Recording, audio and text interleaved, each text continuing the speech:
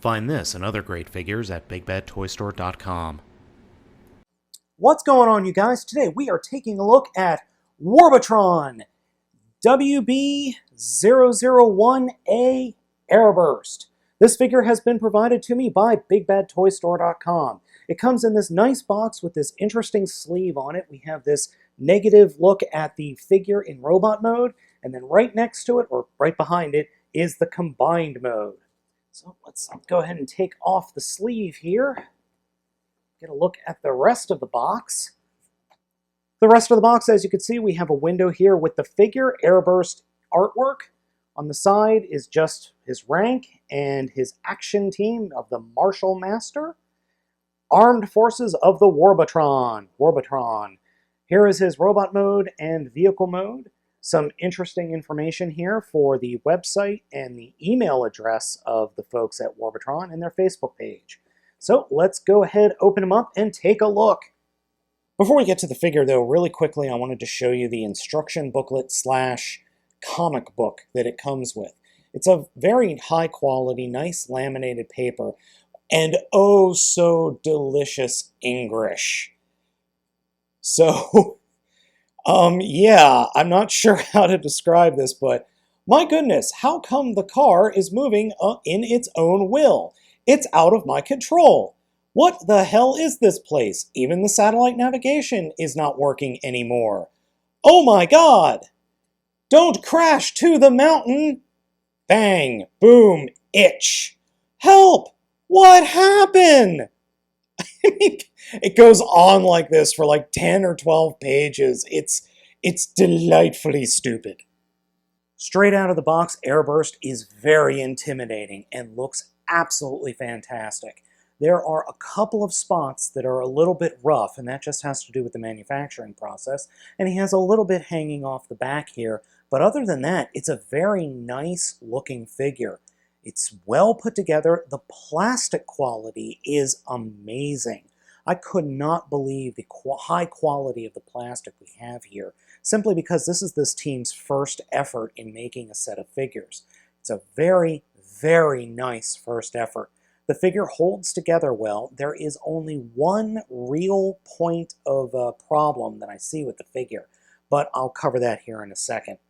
The overall look, as you see, is very good. Now, he does come with a few accessories. First off, he comes with these two rear bits that form missile launchers that can attach pretty much anywhere that the figure has a place to plug them in. And then he also comes with these two little blaster guns. So let's go ahead and arm him up real quick. As you can see, he arms up quite nicely. Now, the missile pods actually have a nice extra feature where a handle can flip out from underneath, and he can hold and be armed by holding them, both missile pods. A very nice touch. Now, if you're wondering what's going on with the chest is actually pretty unique. He has his combiner port right underneath this flap here in the front, which folds up and then flips down. And then a big old combiner port right there in his chest. And then on the sides here, these are actually landing gears for his shuttle mode. The figure also has excellent posability. Head is on a ball joint, and he does have some very nice light piping in there. Arms are on a series of swivels and hinges, so you've got a swivel at the shoulder, an in and out hinge connected to that, a swivel right above the elbow, which is double jointed, and then his hands open and close along one axis, or I should say along one pin, and they also rotate. There is torso articulation. Hips are on two different swivels, then a swivel above the knee at the thigh, and then the knees bend nearly 90 degrees, and then there's foot articulation. Now, the two areas that I have a problem with this figure are, one, the knees. The knees are problematic because they don't really, even though they bend, they don't really snap into place. And I don't know how well that's showing up on camera, but the sides of the legs are actually getting marred by the poor removal of plastic or the piece from the runners in the production process. That's hopefully something they will fix. Also, when transforming him from Shuttle to bot mode, the legs are supposed to collapse, or the upper legs collapse into the lower legs, but the problem is they don't snap into place without excessive force, and that worries me that I'm going to break the thing.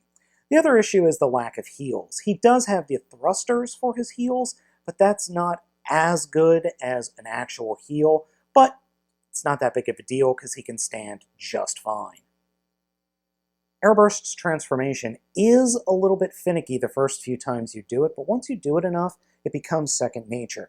To start off with, we're going to take his shoulder pads, which are on ball joints, fold them up, and then rotate them around. And this is actually, I think, one of the more tricky parts of the transformation, because the head just gets in the way. But if you lean it from the head from side to side, it'll work fine.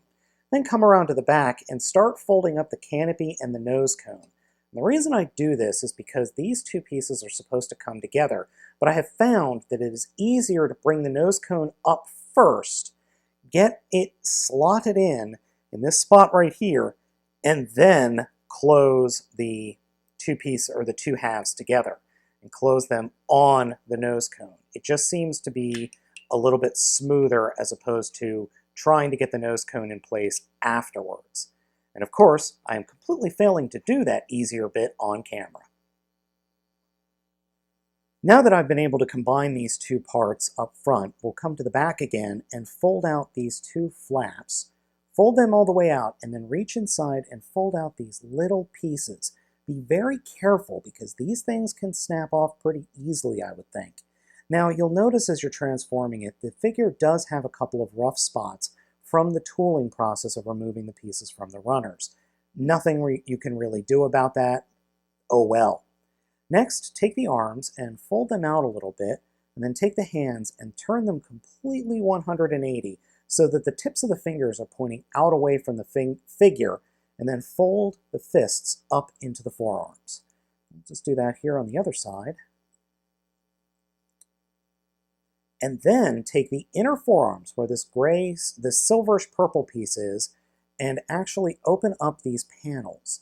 You'll see why here in a second. Now, turn the figure so that the fists are pointing back in towards the body. Rotate the shoulders up, and then while doing that, fold the panel bits out. So rotate these shoulders back and then turn the arm such that the silver panels are facing kind of towards the outer edge of the figure. Then come into the back, and we can now just combine the legs together. When you do that, just situate the legs, or I should say the hip components, such that there are tabs right inside the arms that peg into the upper hips. And then there are tabs inside those little pieces we opened that peg into the just the high upper thigh. And if you don't get things lined up correctly, it is a little bit of a mess and a little bit of a fiddly pain in the butt to get everything lined up. Then remember those pieces that we folded out before? Fold them down and peg them into place. Now the first time I did this, I ran into this problem where the bit of the nose cone is getting in the way. To fix that, just kind of take the nose cone and wiggle it away from this piece and then push the piece in, and everything will line up together. You just have to finesse it a little bit. Don't use brute force, just a little bit of finesse. Now, we're going to talk about the back of the vehicle. This is where we're going to use a little bit of brute force. Weird, I know. The first bit is for the feet. The feet are on these swivels that we have to twist the feet around. And these swivels are tight. And I'm really worried that I'm going to break them. But I have noticed every time I transform them, a little bit more plastic comes off. And it gets a little bit easier each time. So that's good, I think. Then fold the feet up underneath the ship. We can take the thrusters and point them straight down. Then we can unpeg the wings and unfold them, like so. Then we'll put this figure down and take those two missile pods with the missiles retracted and combine them together. And they snap together easily. Then they will drop right here onto the back of the spaceship. Now, this is the brute force part. We're going to push these two halves together. And this is not easy at all.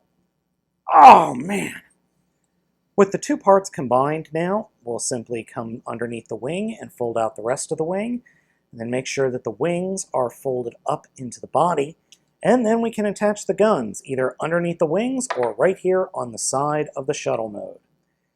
And for the last little bit, the absolute last thing we need to do, and you can do this if you want or not, is to fold out the landing gears here on the robot chest. This is by far the most difficult part of the transformation because I don't have any nails, and getting this thing out, or getting these landing gears out, is difficult unless you can... Oh, and did I mention they have a tendency to break easily?